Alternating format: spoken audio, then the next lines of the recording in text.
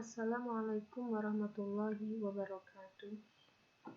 Alhamdulillahirrabbilalamin wa bihi nasta'in wa ala umuri dunya waddin wa ala alihi wa sahbihi ajma'in.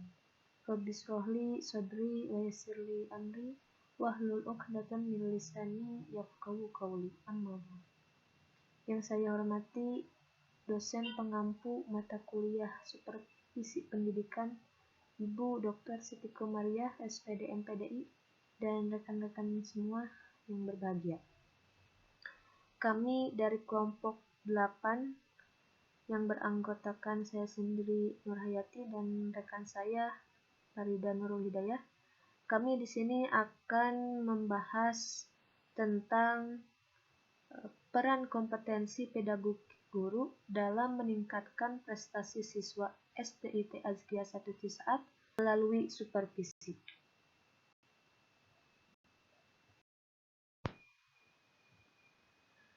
Latar belakang dari penelitian mini riset ini yaitu pendidikan merupakan salah satu hal yang terpenting dalam kehidupan seseorang.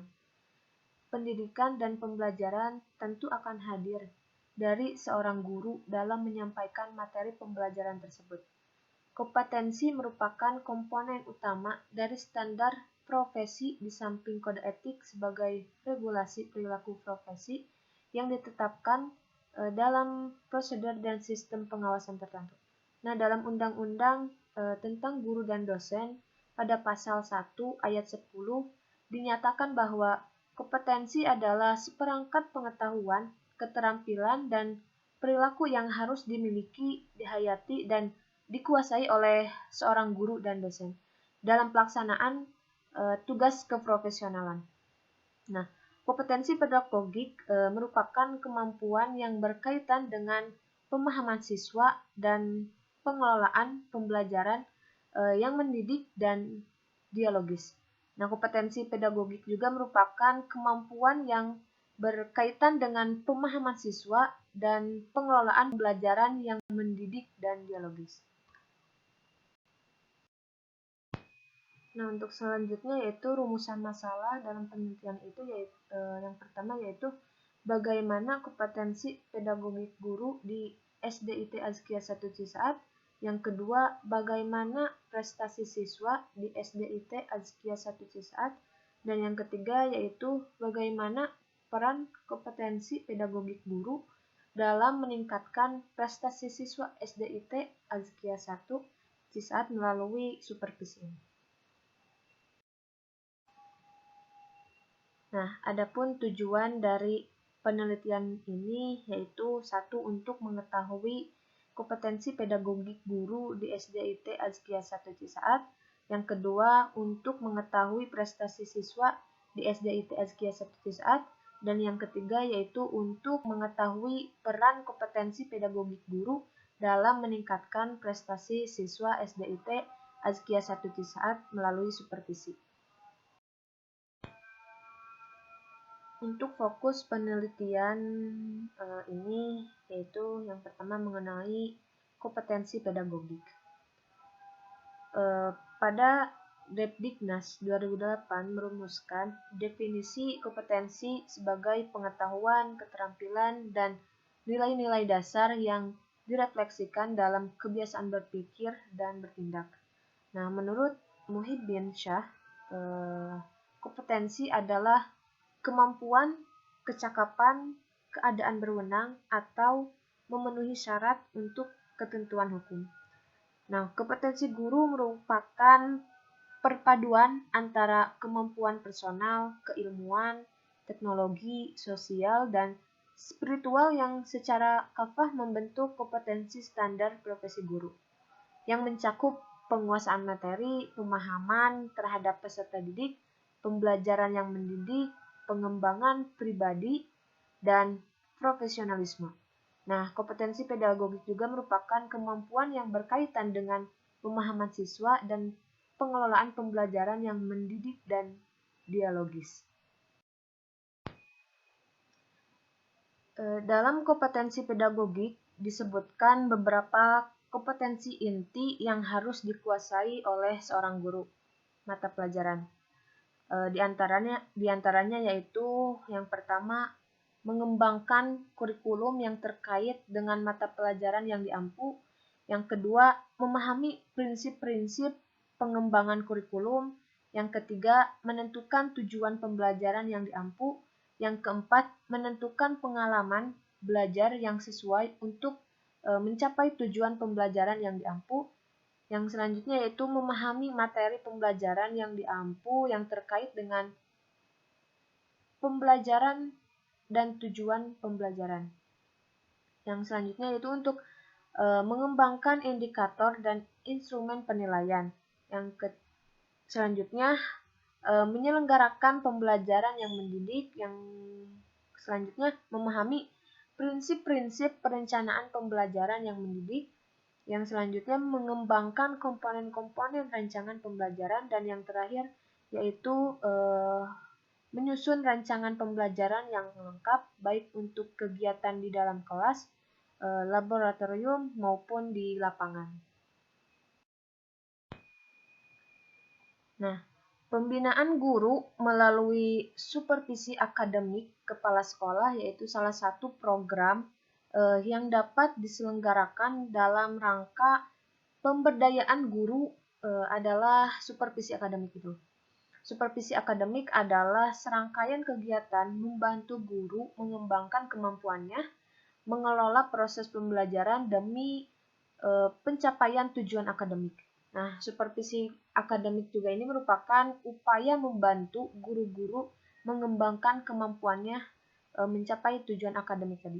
Supervisi akademik menurut Anggraini adalah serangkaian kegiatan membantu guru mengembangkan kemampuannya mengelola proses pembelajaran untuk mencapai suatu pembelajaran. Nah, supervisi akademik ini juga merupakan upaya membantu guru-guru mengembangkan kemampuannya mencapai tujuan pembelajaran. Nah, dengan demikian, esensi supervisi akademik itu sama sekali bukan menilai kinerja guru dalam mengelola proses pembelajaran, melainkan untuk membantu guru mengembangkan kemampuan keprofesionalismenya.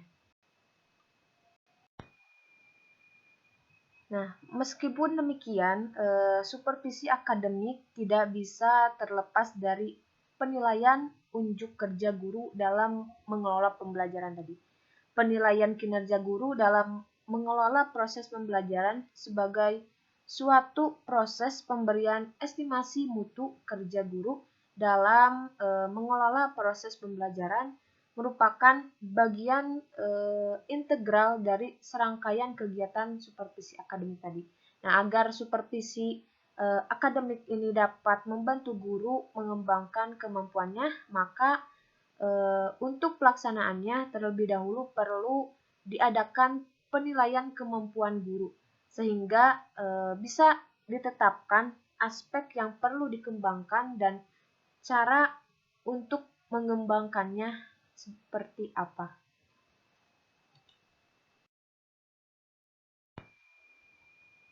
Nah, adapun metode yang digunakan dalam penelitian mini riset ini yaitu menggunakan analisis kualitatif deskriptif.